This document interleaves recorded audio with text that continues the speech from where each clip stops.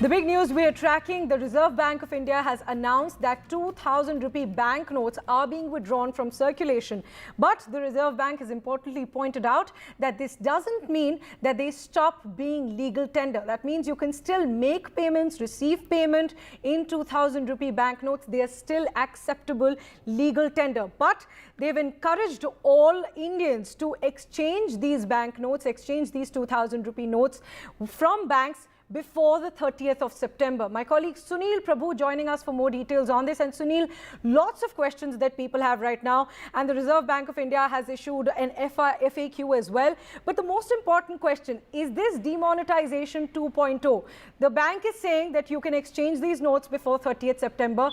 Will they stop being legal tender post that, or nothing really changes on their legality? Nothing really changes. It's not really demonetization. In fact, if you read that RBI circular, it very categorically talks about the period 2013-14, where they try to attempt to exchange old notes. This is part of the clean note policy. So they want to ensure, firstly, we must understand and explain to our viewers that the 2,000 rupee notes is a high value transaction. Not much is being circulated, approximately around 10%. And RBI hopes with this effort this time round, with the deadline of September 30th, they might extend it in case if more people time is required. But at this present juncture, they are hoping that they will be able to succeed in this timeline to get back maximum number of 2,000 rupee notes into the banking system, so that it will stop and you can have the clean note policy. What happens to people like you and me who have a 2,000 rupee note and haven't given it back to the bank? Nothing. There's no problem at all. It will still remain a legal tender. There isn't any issue about this. As I said, they attempted to do this in 2013-14 with old notes. Didn't really succeed because they didn't give a timeline. This time round, they're giving a timeline because they've learned their lessons from the previous experience. Right. So it is important to say here that it is not demonetization 2.0, and it shouldn't be taken like that. These notes are not going to be not acceptable currency. And Sunil, when we talk about whether this move was expected, the Reserve Bank in its circular that it has issued said that the 2,000 rupee banknotes have come to an end of their lifespan of 4 to 5 years, and that is why they had to naturally do this. So was this something that was already planned, or is this a completely unexpected move? Well, this is definitely was planned, because this was part of that knee-jerk reaction that took place, when the demonetization took place. You didn't have money. You banned all the currencies at that time, and in a knee-jerk reaction, decided to print 2,000 rupee notes, and they were flown from various locations in Mao as well as in Mysore across India to ensure that there was enough money when people were waiting in queues to get their legal tenders at that time. So definitely this was in the offing. This is a high value transaction. Not many people and the common person has that affordability of a 2,000 rupee note. So definitely the fact that this would have happened one day, everybody expected demonetization. That's not happening.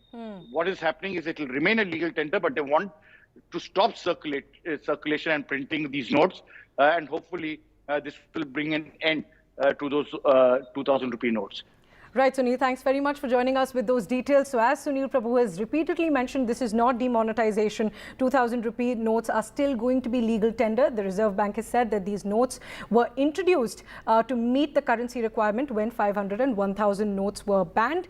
And now that the economy is in a comfortable situation when it comes to currency notes, so they want to reduce the circulation of these high value notes. Now, another important information coming in from the government on the economy front. There's a relief on the 20% tax collected at source for credit card transactions abroad that was announced earlier by the Finance Ministry. Now, the government has now said that there is going to be a threshold for the tax on credit card spends abroad. They say that only transactions above 7 lakh rupees per financial year will be taxed at 20%. Only the credit card transactions abroad that are above 7 lakh rupees per financial year will be taxed at 20% tax collected at source. Remember, earlier the Finance Ministry had said 2 days ago that there will be a blanket tax on all credit card transactions internationally, and that tax will be of 20%.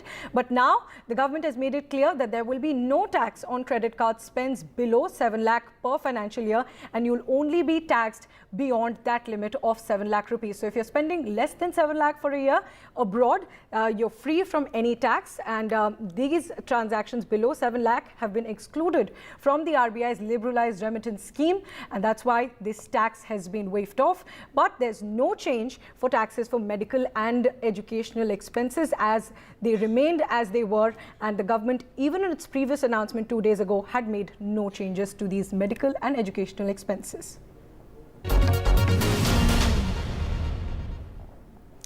Another big story of the day, a Supreme Court appointed panel of experts examining India's regulatory mechanism in an investigation linked to the Hindenburg allegations against the Adani Group has given a clean chit to SEBI, saying that there was no regulatory failure on the part of the market regulator SEBI. The experts committee, comprising of domain experts, has also said that there was no price manipulation on the part of the Adani Group, and that the conglomerate had taken necessary steps to comfort retail investors. Take a look at this report. No evidence of regulatory failure and no wrongdoing by the Adani Group. That's what the Supreme Court appointed expert committee says in its report, which was made public on Friday. That's effectively been seen as a clean chit for the group. For some context, the committee was set up in March to find out whether there were any regulatory failures based on the allegations made by Hindenburg Research. The key areas investigated were minimum public shareholding, disclosures of related party transactions, and stock price manipulation. The report says that the committee has not found any price manipulation by Adani Group, and there are no patterns of artificial or wash trades either.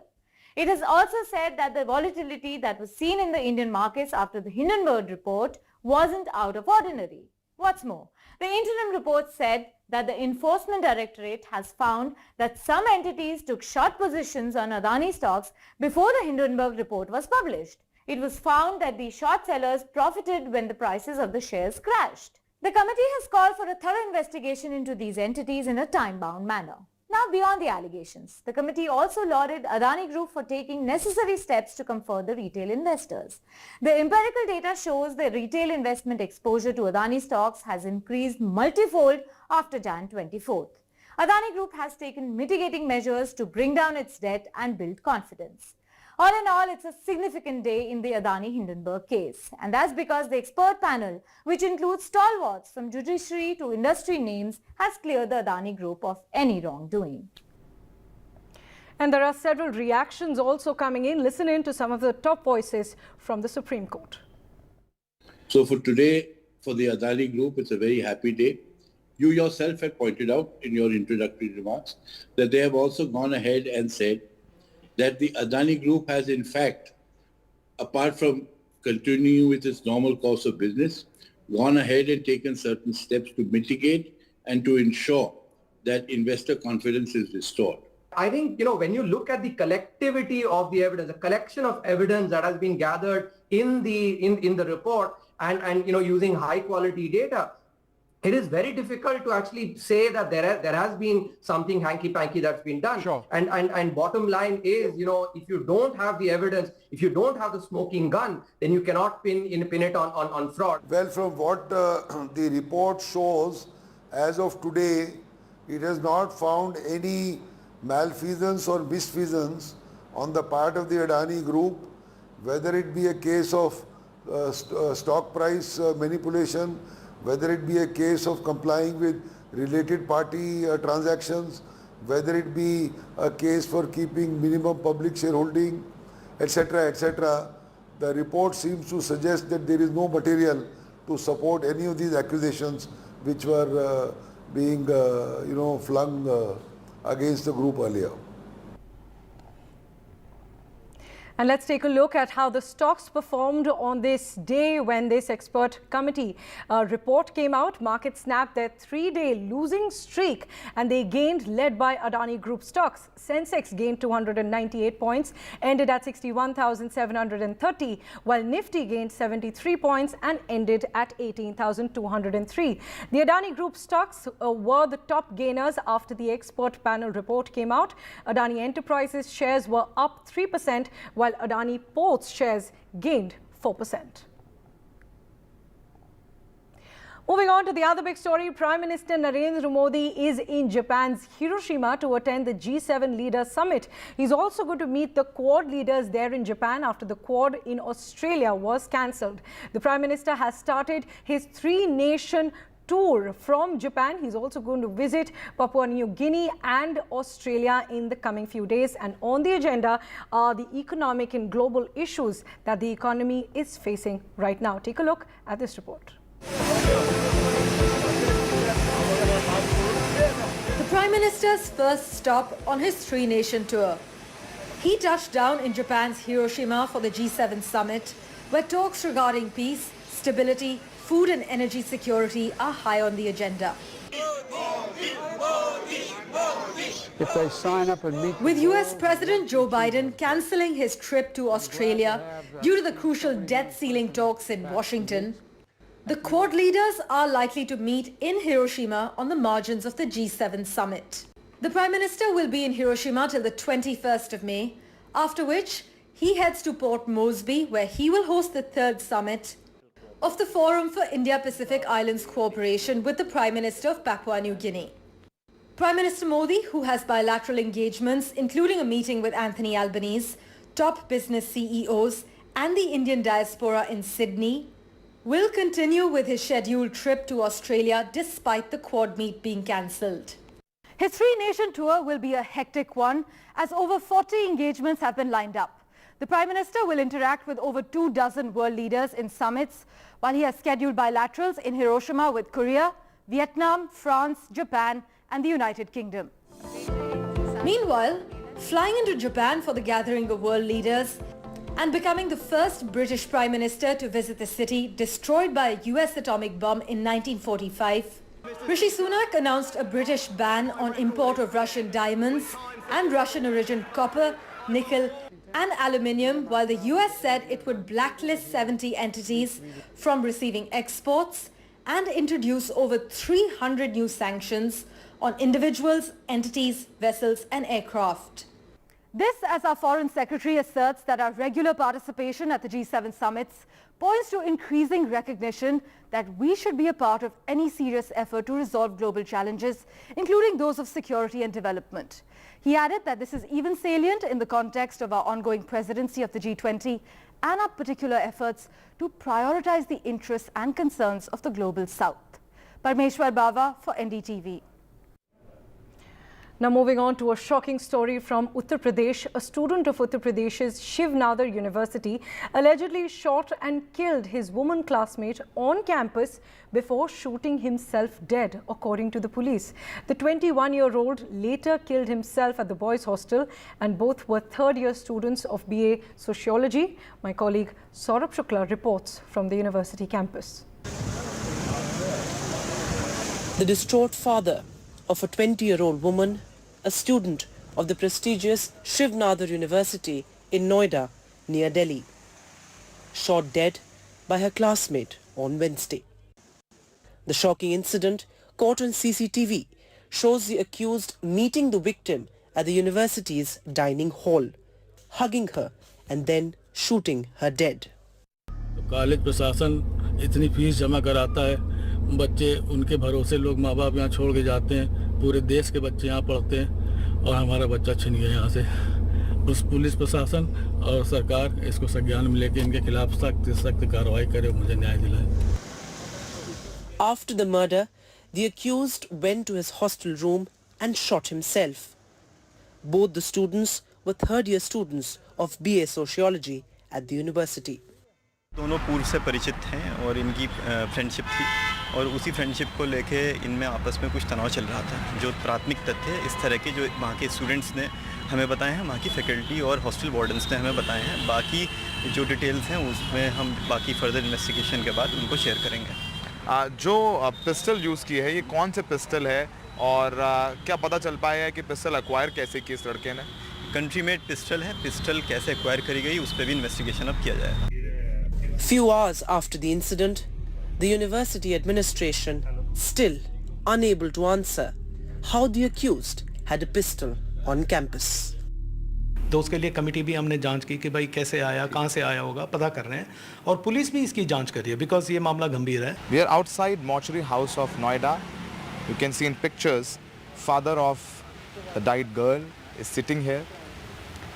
He is not able to speak, but he told us that when he will come back after the last riots of the girl, he will file a complaint against university administration. The girl died, and before that, boy was roaming with the pistol for last 2 days. Parents pay hefty fees for the studies and security of their child, but if this happens, then they have no way to go. In Noida, with Kanan Patra and Arvind Uttam, Saurabh Shukla for NDTV.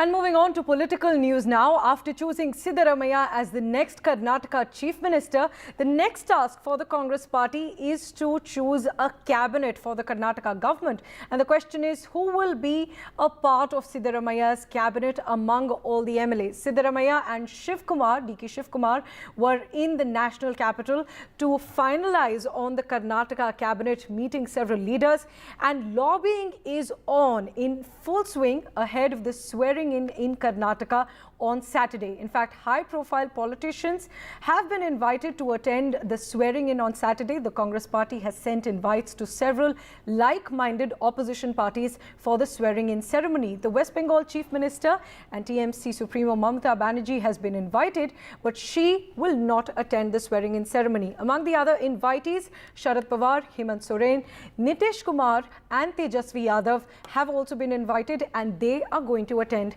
the swearing-in ceremony tomorrow. Take a look at this report. Lunch at a famous South Indian restaurant in Delhi for Karnataka CM designate Siddaramaiah. As the Congress's Big Two made yet another trip to Delhi just hours before the swearing-in of the new state government, the delicate task at hand for CM designate Siddaramaiah and his deputy DK Shiv Kumar. Selecting a cabinet that strikes a balance in representation from all communities, regions, factions, and also from among the old and new generations of legislators.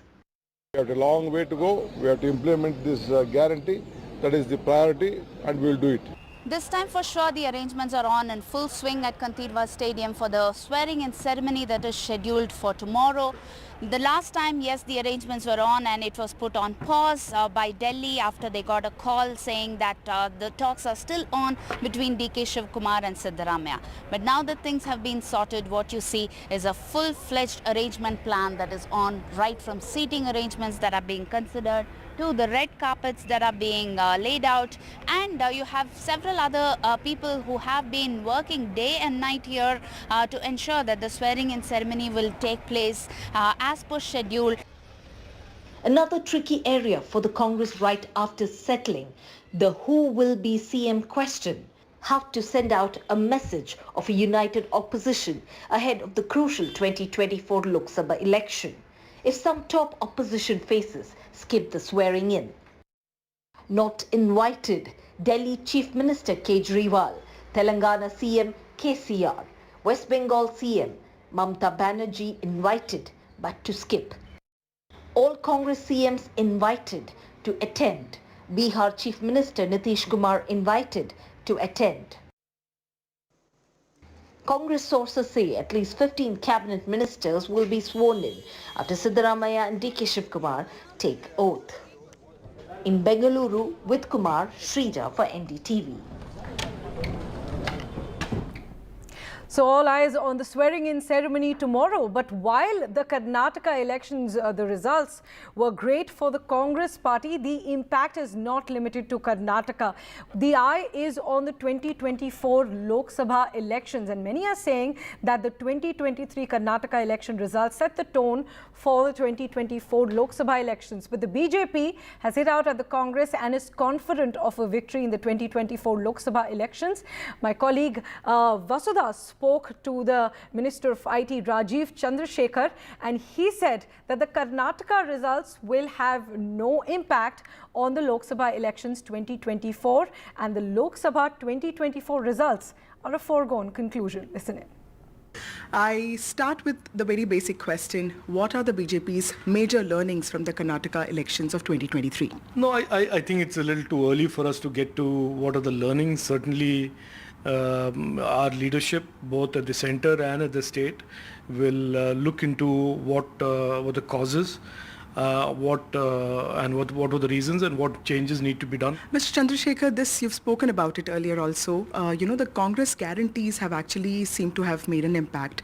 Will this have any impact on the fiscal health of the state? 100%. I think this type of Revdi economics is extremely dangerous, and the early estimates are that the Revdi promises of the Congress government will itself lead to additional spending every year of about 60,000 crores, which means the fiscal deficit of the state, which means essentially that future generations of Kannadigas will have to incur and repay the debt that has been borrowed today by the Congress government. Do you think the Karnataka elections will have any sort of, implications for 2024 Lok Sabha?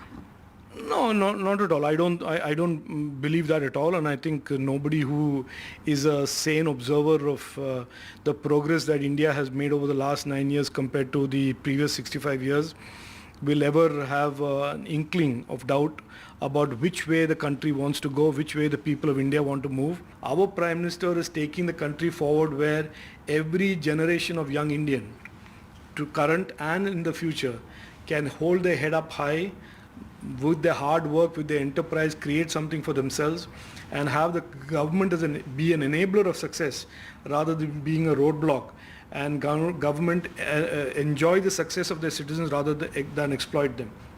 So I think 2024, in my opinion, is a foregone conclusion that Prime Minister Narendra Modi ji will continue to govern and lead the country to where the country's destiny is certainly meant to go.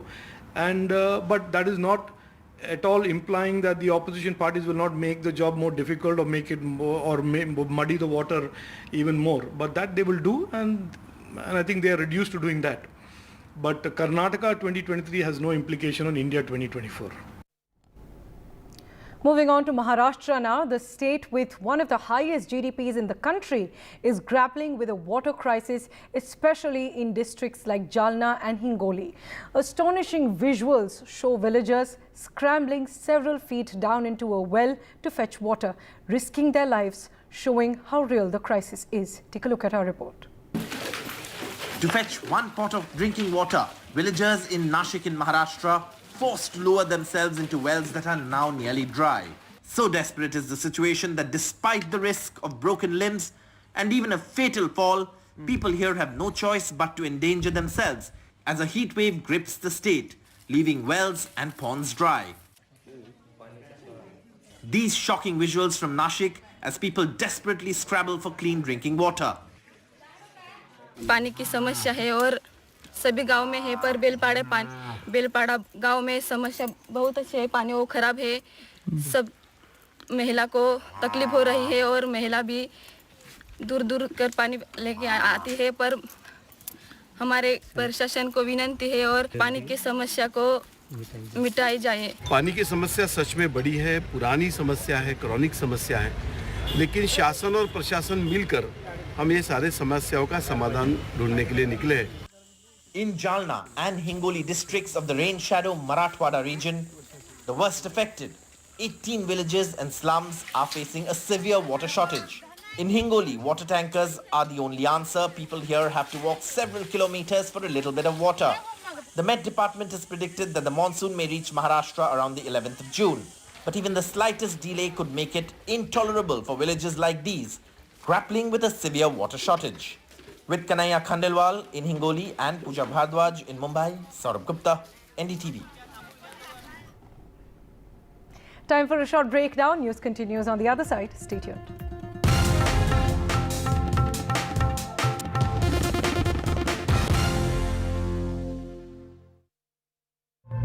When a glimmer of hope gave way to a new global threat, we were there.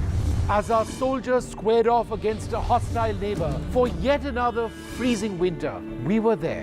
When brutality overwhelmed justice and a mockery was made of the rule of law, we were there.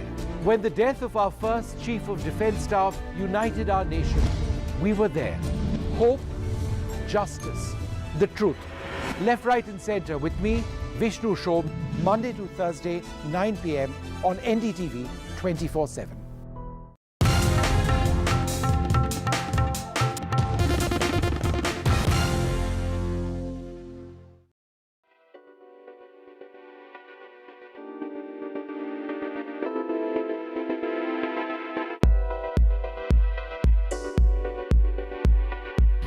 Anupama Chopra. And I'm Sneha Menon Desai for Film Companion. And we're going to be reporting for NDTV from the 76th Festival de Cannes. Gear up for a week filled with premieres, parties, exclusive interviews, red carpet fashion and some headline-grabbing drama.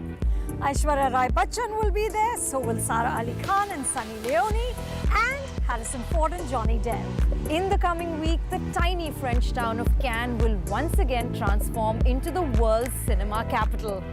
Watch us on NDTV every day as we bring you highlights from the world's biggest film festival. Stay tuned.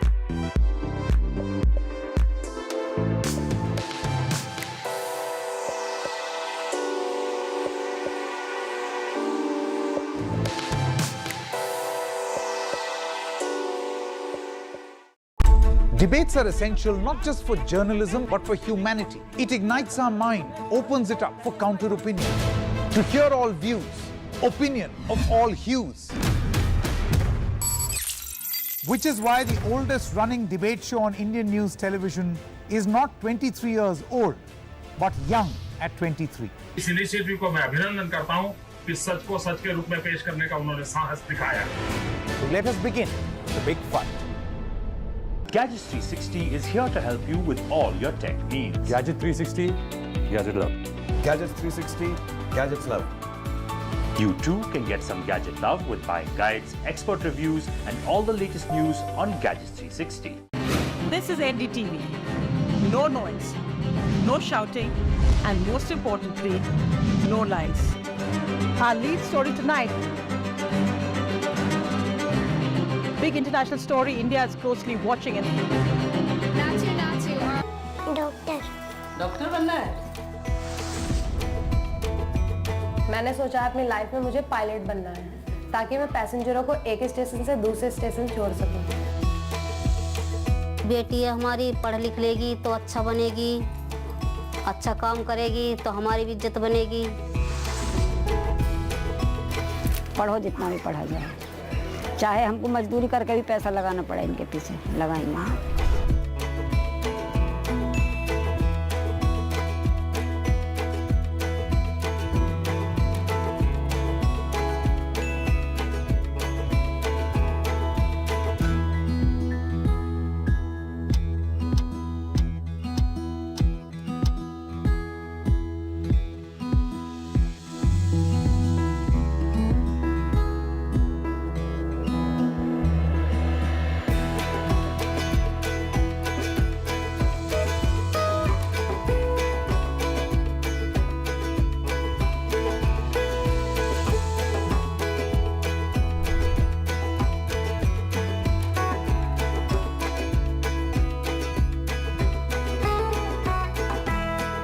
Prime Minister's very famous statement of India is not looking just for women development but women-led development.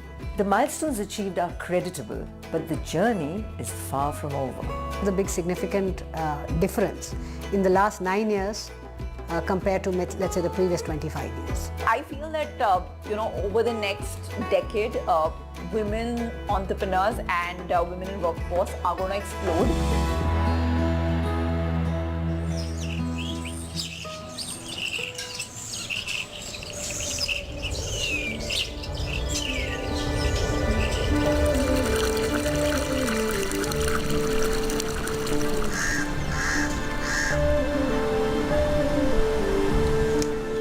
This tiny village on the outskirts of Anup Shahar in Uttar Pradesh is home to families from the Valmiki community who claim their descent from the author of Ramayana, Valmiki.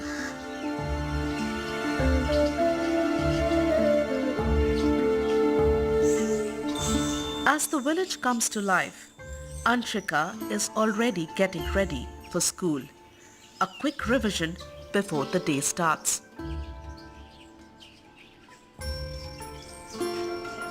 Lunch में क्या मिलता है?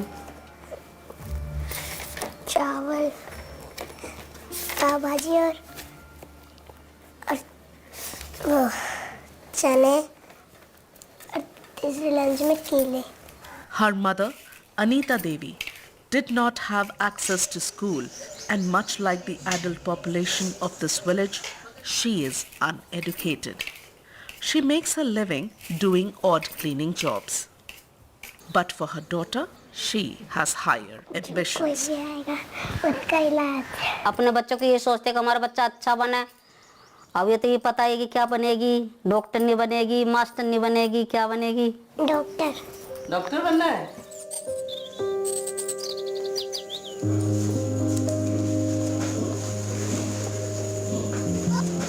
Nearby, Anshika's cousin Kali is packing her bags as well. Kali is in grade 11 and exudes confidence when she speaks to us. 11th में पढ़ती हो, क्या लेके रखा है? Science, arts? मैंने अभी PCM लिया है. भारी नहीं लगती? नो. मैंने सोचा अपनी लाइफ में मुझे पायलट बनना है ताकि मैं पैसेंजरों को एक स्टेशन से दूसरे स्टेशन छोड़ सकूं. पायलट बनना है? Yes ma'am. एरोप्लेन चलाना है? Yes ma'am. मेरा बचपन से ही सपना था. मैं जब एरोप्लेन को देखती थी तो मुझे ऐसा लगता था काश मैं भी इसे चलाऊं.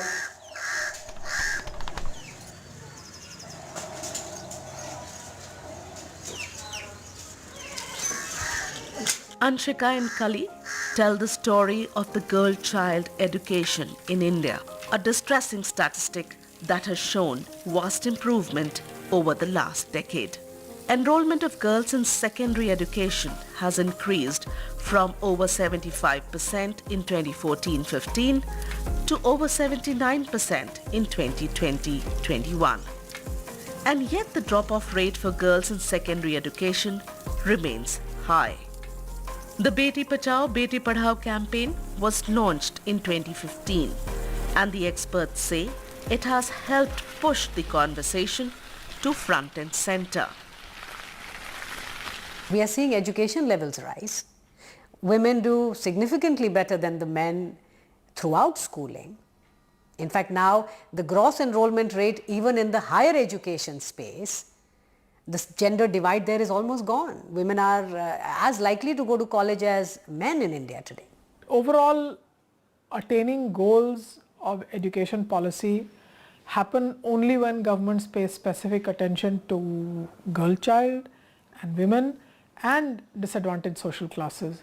Otherwise, the gaps between genders don't fill up.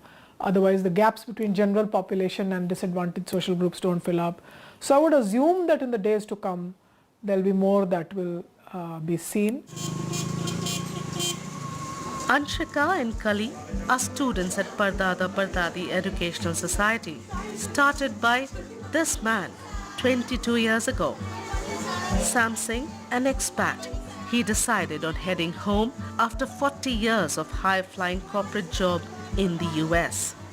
With very lofty ideas to change the Indian society, this former South Asia head of DuPont arrived in his hometown only to be rudely shaken out of his dreams. Education doesn't even come in top 10 priorities. So the at least solution I came up with, that if I give your daughter clothes to wear, which we call a school dress, transportation called bicycle, which you can use it to come to school and go back your home, and we will deposit 10 rupees per day in her bank account. So that by the time she is 14-year-old, she has about 30 to 40,000 rupees. This is how we started the school called Pardada Pardada.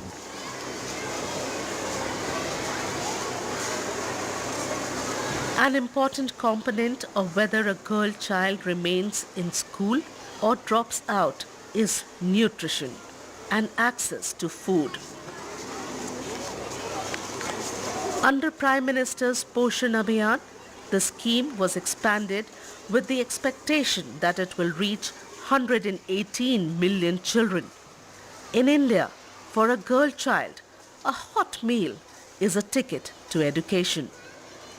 You know, primary education, whether it's the midday meal scheme and the fact that girls and boys were almost equivalent, was a good achievement. But what I'm especially proud of, because of the awareness level built up, is the fact that the secondary education, the enrollment of girls has increased from almost 76% to about 84%.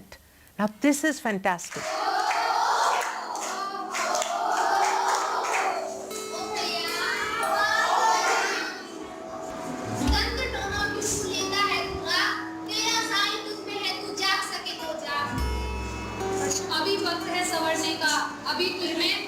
These classrooms are a safe haven for children like Anshika and Kali. Their parents can afford to keep the girls in school thanks to schemes like Balika and Sukanya Samriddhi Yojana that offer small funds and scholarships to families of a girl child. School में मुझे scholarship जो मिली थी सरकार की तरफ से, वो मुझे 3,000 रुपये मिली थी. मेरी पढ़ाई के लिए बुक्स नहीं है, पेन नहीं है, कुछ सामान नहीं है, तो मैंने उन पैसों का यूज उस जगह करा. The women of Ahar have now organized themselves into self-help groups with a push from Sam Singh. It's a natural extension of what I started. Took them to Gujarat, showed them the model and said, you have to do this in your village. And today we have more than 10,000 ladies who are part of the self-help group. Government of India have lot of good program, but there is no facilitator to enable them to take advantage of that. It is us who facilitate those things. Becoming a part of these self-help groups has been life-altering for them. कि महिलाएं की जो है कि पहले बातचीत नहीं कर पाती थी, निकल नहीं पाती थी, अपनी बात ही मतलब उनको बैंक जाना ऐसा लगता था बहुत बड़ा चीज़ है, बैंक कैसे चले जाएं हम. तो मगर अब चीज़ों में बदलाव आ रहा है इस चीज़ के लिए. तो इनको हम लोग बताना होता है कि गवर्नमेंट की जो स्कीम्स होती हैं वो आपको कैसे इसको ईजिली मिल जाएंगी, क्योंकि महिलाएं जितनी भी इसमें आती हैं वो काफ़ी गरीब तबके से आती हैं, गरीब परिवार से आती हैं. जैसे मैम मैं समूह में हूँ तो मुझे मैम एक नौकरी मिली थी. क्या काम है मैम? ये शौचालय वाला साफ सफाई का. और इसमें पैसे मिलते हैं? मैम मिलते हैं 6,000. यही फायदा होता है, अपने बच्चों को ले लेते हैं, कोई बकरी खरीद लेते हैं, कुछ जानवर खरीद लेते हैं, अपना आगे वो कारोबार चलाते रहते हैं, ऐसे करते रहते हैं. कोई कमाई आपकी होती है? हो जाती है तो जो यहाँ से लेते हैं ये वापसी करते रहते हैं, इसमें अपना घर का खाना खर्चा चलाते रहते हैं. What is absolutely remarkable is what we have achieved through what is being called the National Rural Livelihood Mission, which says that rural women, where they have in fact helped some 4 lakh self-help groups through training, but that the mission has mobilized a total of 8.7 crore women from poor and vulnerable communities into 81 lakh SHGs. So this combining of the self-help group movement into a movement in the country, I think, is critical. And the stronger our self-help groups become, the more easy it is for microfinance institutions to lend, because by and large microfinance is anchored through self-help groups. The whole cooperative and the self-help group movement. So many of these, and I love the way that all of them are in mission mode, so that they're creating impact, they have dynamic numbers, and they're really being led, from the front. The Prime Minister's very famous statement of India is not looking just for women development, but women-led development. For the marginalized here, self-help groups act as the gateway to a better life. Anita Devi, Anshika's mother, is a proud owner of a house. She is among the 20 million women who got home ownership under Pradhan Mantri Awas Yojana. झोपड़ी में रहते थे madam जी, झोपड़ी जो झोपड़पट्टी अपनी यही था, गरीब ज़्यादा थे हालत, तो क्या करें, इसमें रहने थे। फिर ये घर कैसे बना? प्रधान योजना से आवाज़ आई तो ये नाम लिख के लेके गए समूह वाले की तरफ से, परदादा परदादी की तरफ से, तो जब ये हमें मकान मिला। पीछे जो ये टॉयलेट जो बने हैं वो कैसे? वो भी सरकार की तरफ से बना है। तो पहले टॉयलेट की सुविधा थी? नहीं जी, खुले में जाना पड़ता था, बहन बेटी को सब लोग देखते चौड़े में बैठे हुए इनको, तो शर्म तो आती। जब गरीब योजना आती तो कहाँ से बैठते लैट्रिनों में, जब लैट्रिन नहीं थी तो अब टॉयलेट बन गए तो अब सब पर्दे में जाती हैं। Toilets, for example, has been, people didn't want to talk about it, but talking about toilets, having in-situ toilets, I think that built up trust between the government and women electorate. They at least thought that they've been thought about. On the housing schemes, I have the Awas Yojana, the method of transfers is very, very clean. Toilets, 100 million toilets within the first few years of the government. These have disproportionately larger impact on women. If you think of the fact that when Swachh Bharat was initiated and the way it was expanded and made into a mass movement, the initial motivations were from the open defecation free point of view. They were mostly from health and public hygiene, etc. point of view. But the data very clearly showed that the impact on women, and perhaps it was unintended consequence, but very, very significant. There was a reduction of around 14% in cases of rape. There was a reduction of over 20% in crime against women. And these are basic fundamentals of living a life of dignity.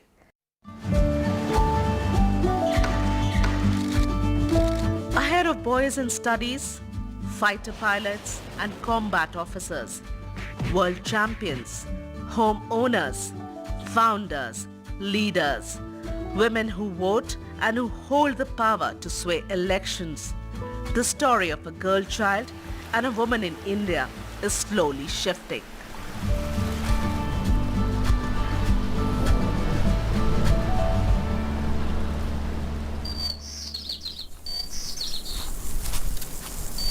For 34-year-old Arulmozai Sarvanan from Usalampatti village in Madurai, a 50,000 rupee loan under the Prime Minister Mudra scheme was life-changing. Prime Minister Modi shared a success story on Mann Ki Baat in June 2017. और मजा ये है कि उन्होंने मुझे जो चिट्ठी लिखी वो बड़ी इंटरेस्टिंग है। उन्होंने लिखा कि एक तो मुझे मुद्रा से पैसे मिल गए, मेरा कारोबार शुरू हो गया, ई-जेम के अंदर मैं क्या दे सकती हूँ वो सारी सूची रख दी, और मुझे प्रधानमंत्री कार्यालय से ऑर्डर मिला। ஃபர்ஸ்ட் ஆர்டர் வந்து 232 ரூபாய்க்கு ஒரே ஒரு ஸ்டாம்ப் பேட் மட்டும் 10 ஸ்டாம்ப் பேட் பீஸ் மட்டும் வருது. அதனால ஹாப்பியாகி ஃபஸ்ட்டு நான் பேக் பண்ணி அனுப்பிச்சிடுறேன். அதுக்கடுத்து ஒவ்வொன்றா வர ஆரம்பிச்சு மார்ச் 2017 பிரைம் மினிஸ்டர் அலுவலகத்துலேருந்து எனக்கு வந்து ஆர்டர் வர ஆரம்பிச்சிருச்சு. அதை பார்த்து ரொம்ப ஹாப்பி ஆகிறேன் நான் வந்து. I feel that over the next decade, women entrepreneurs and women in workforce are going to explode. I'm seeing signs of it. If you look at in Shark Tank, 48% of the pitchers this time were women. If you look at the number of companies that are getting founded by women, we have a female founders WhatsApp group with more than 100 women founders who are every day discussing ideas on how to scale our businesses. If you look at the kind of role models that are getting spoken about in mainstream media, 10 years back, there was separate magazines that would cover startups. But today, the main media houses are encouraging entrepreneurs, encouraging women entrepreneurs? I think if you look at access to financial instruments, such as access to a savings account, no, just a bank account, then the PMJDY, the Pradhan Mantri Jan Dhan Yojana, the target was always the women heads of the household, and that is why you see a majority of the bank accounts are in the name of women.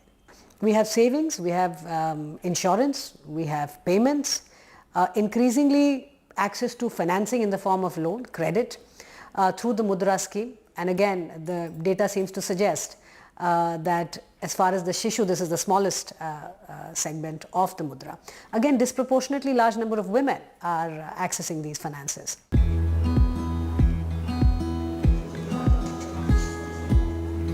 Since the inception of Stand Up India scheme, rupees 35,886 crores has been sanctioned to over 1.5 lakh accounts. 80% of the beneficiaries under this scheme are women. So I'm very encouraged to see that in surveys done by a couple of firms, and I think Grant Thornton was one of them, that women leaders in corporate leadership positions in India, we rank in India above the global average. So we are doing well against the global average. The flip side of the story, though, is that women are rapidly falling off the workforce. If 72% of women employed in industry is in 4 states, what are we doing in the other states? There's a wake-up call. And there's no surprise to me that these states are southern states.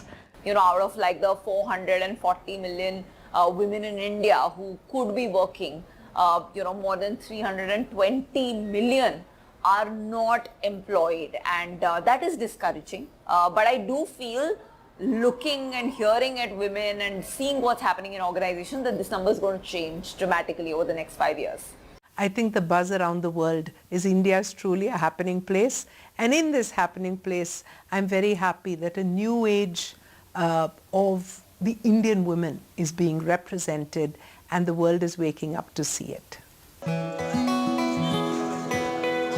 Challenges remain for young girls like Kali, but in a country divided by class, where the gap between the rich and the poor is perhaps one of the widest, empowering the women may go a long way in uplifting families out of poverty. बहुत खुशी होती है, गरीब आदमी के बच्चे कहाँ पढ़ पाते हैं, बच्चे पीछे ही रह जाते हैं। और अब सरकार ने सभी बच्चों को बराबर कर रखा है, कोई नहीं मालदार के को छोड़ रहे, नहीं गरीब के को छोड़ रहे, सब बच्चे बराबर चल रहे हैं पढ़ने के लिए। किसको धन्यवाद देना चाहती है? किसको? स्कूल वालों को और सरकार को। सरकार को धन्यवाद तो है ही।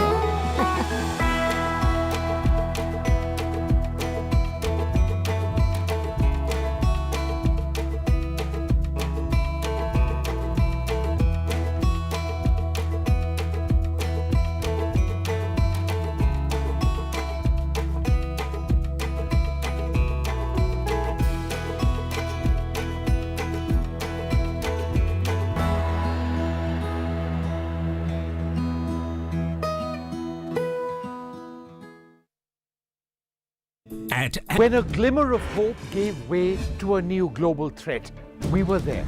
As our soldiers squared off against a hostile neighbor for yet another freezing winter, we were there.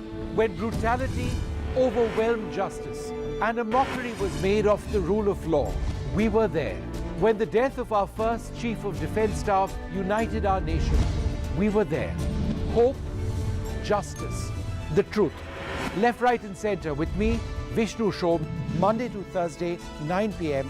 on NDTV 24/7.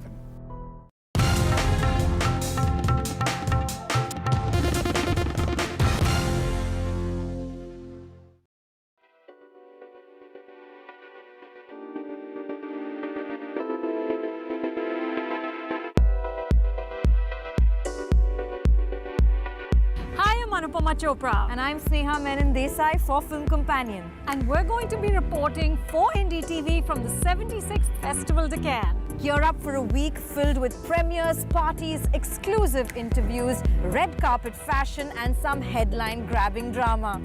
Aishwarya Rai Bachchan will be there, so will Sara Ali Khan and Sunny Leone, and Harrison Ford and Johnny Depp. In the coming week, the tiny French town of Cannes will once again transform into the world's cinema capital. Watch us on NDTV every day as we bring you highlights from the world's biggest film festival. Stay tuned.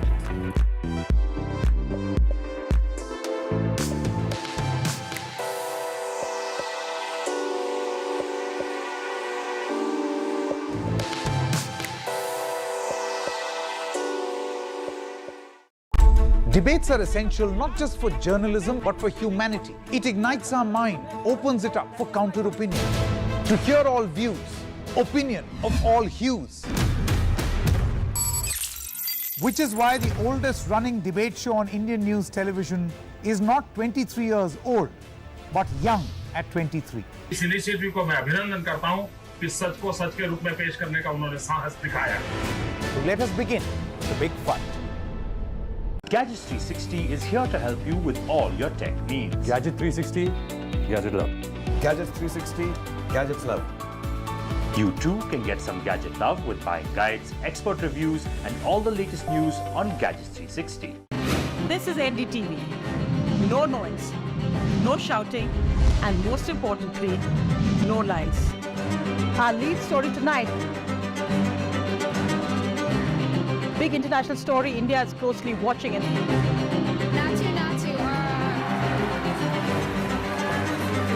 News that informs and inspires. The News with Sonia Singh, Monday to Friday at 8 p.m. only on NDTV 24/7. The only side we're on is yours. When a glimmer of hope gave way to a new global threat, we were there. As our soldiers squared off against a hostile neighbor for yet another freezing winter, we were there. When brutality overwhelmed justice and a mockery was made of the rule of law, we were there. When the death of our first Chief of Defence Staff united our nation, we were there. Hope, justice, the truth. Left, right and centre with me, Vishnu Shobh, Monday to Thursday, 9 p.m. on NDTV 24/7.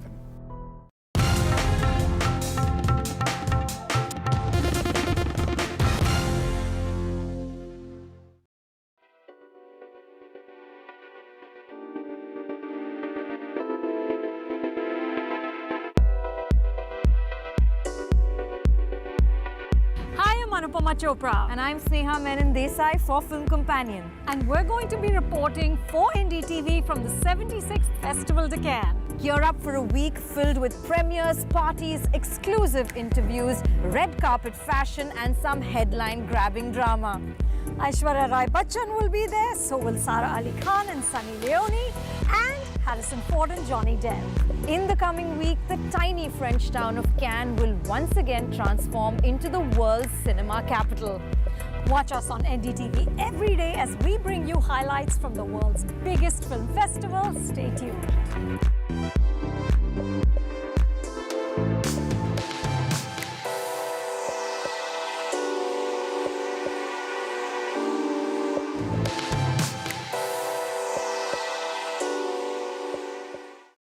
Debates are essential not just for journalism but for humanity. It ignites our mind, opens it up for counter-opinion. To hear all views, opinion of all hues. Which is why the oldest running debate show on Indian news television is not 23 years old, but young at 23. इस initiative को मैं अभिनंदन करता हूं कि सच को सच के रूप में पेश करने का उन्होंने साहस दिखाया. Let us begin the big fight. Gadgets 360 is here to help you with all your tech needs. Gadget 360, Gadget Love. Gadgets 360, Gadgets Love. You too can get some gadget love with buying guides, expert reviews, and all the latest news on Gadgets 360. This is NDTV. No noise, no shouting, and most importantly, no lies. Our lead story tonight. Big international story India is closely watching it.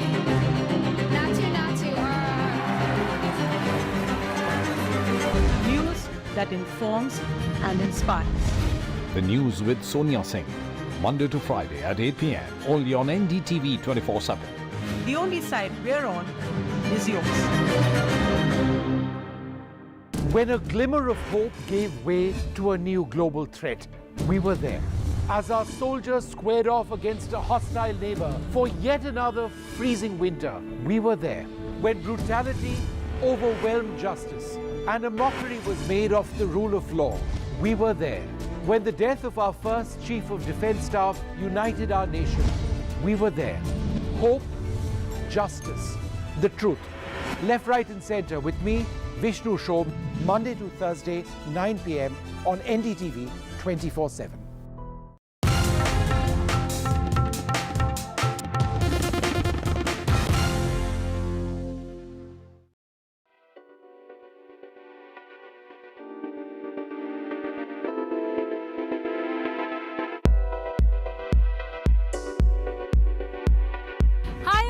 Chopra, and I'm Sneha Menon Desai for Film Companion, and we're going to be reporting for NDTV from the 76th Festival de Cannes. Gear up for a week filled with premieres, parties, exclusive interviews, red carpet fashion, and some headline-grabbing drama. Aishwarya Rai Bachchan will be there, so will Sara Ali Khan and Sunny Leone, and Harrison Ford and Johnny Depp. In the coming week, the tiny French town of Cannes will once again transform into the world's cinema capital. Watch us on NDTV every day as we bring you highlights from the world's biggest film festival. Stay tuned.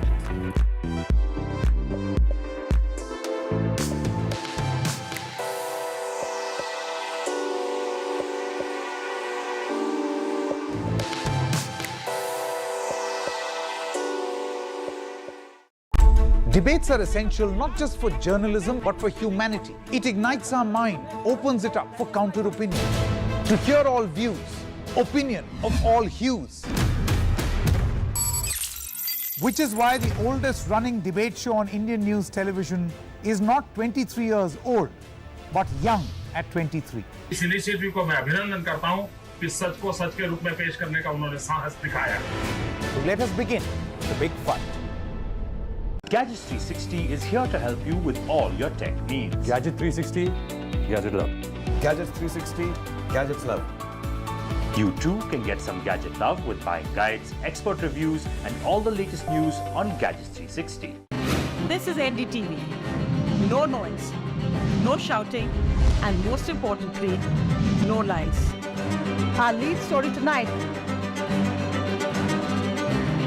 Big international story, India is closely watching it.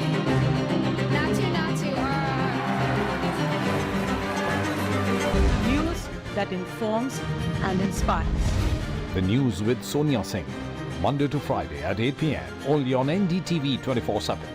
The only side we're on is yours. When a glimmer of hope gave way to a new global threat, we were there. As our soldiers squared off against a hostile neighbor for yet another freezing winter, we were there. When brutality overwhelmed justice and a mockery was made of the rule of law, we were there. When the death of our first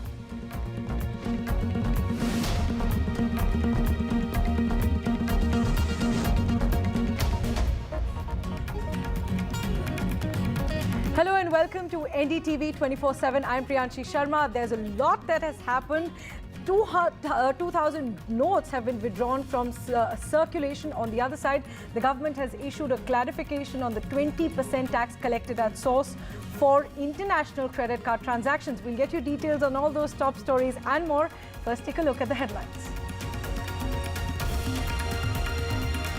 2,000 rupee notes withdrawn from circulation. The central bank asks all Indians to deposit or exchange 2,000 rupee notes till the 30th of September. Exchange of 10 notes allowed at a time. But the central bank clarifies that 2,000 rupee notes will continue to be legal tender.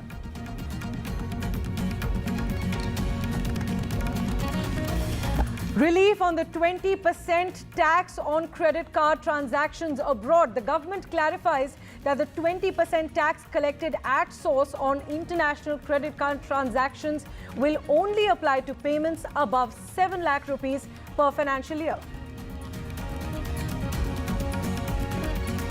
The Supreme Court appointed panel says there has been no violation by the Adani Group and it is not possible to conclude that there had been any regulatory failure on the part of the market regulator, SEBI.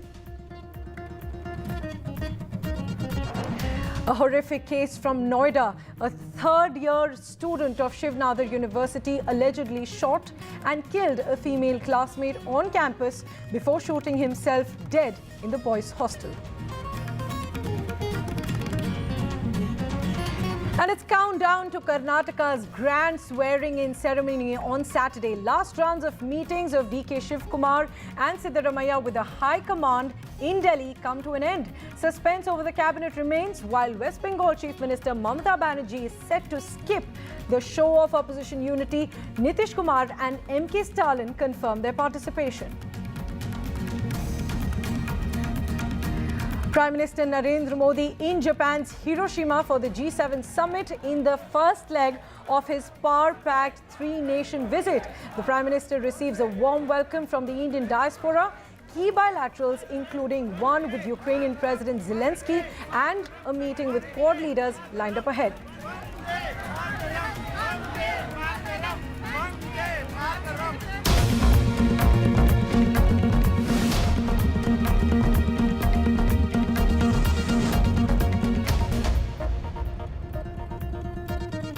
Our lead story. The central bank has said that it will withdraw 2,000 rupee notes from circulation and it has asked people to exchange or deposit 2,000 rupee notes in their bank accounts by the 30th of September.